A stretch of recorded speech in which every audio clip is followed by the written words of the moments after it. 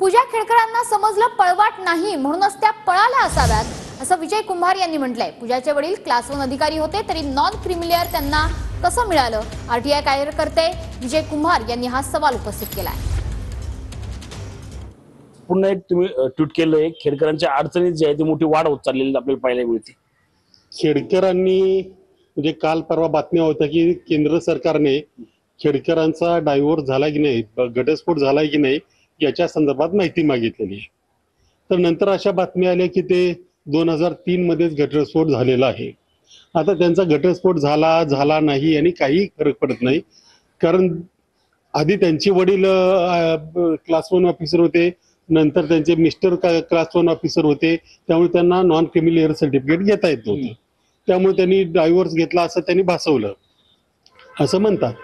परंतु त्यांनी ज्यावेळेला डायव्होर्स घेतला असं म्हटलं जातं त्या काळात म्हणजे 1995 ते 2005 या काळात त्यांनी 1,60,000 स्क्वेअर फूट ही कमर्शियल प्रॉपर्टी त्यांच्याकडे आणि स्वतःच्या खिशातून पैशातून घेतल्याचं दाखवलंय।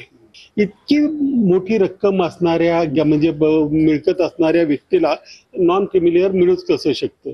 त्यामुळे तिथे त्यांनी ज्यावेळी ॲफिडेव्हिट दिलंय त्याच्यामध्ये काहीतरी म्हणजे ते नॉन क्रिमिलियर मिळवण्यासाठी ते खोटं, याच्या संदर्भामध्ये कुठलीही शंका नाही। रणजित जाधव, TV9 मराठी, पिंपरी चिंचवड।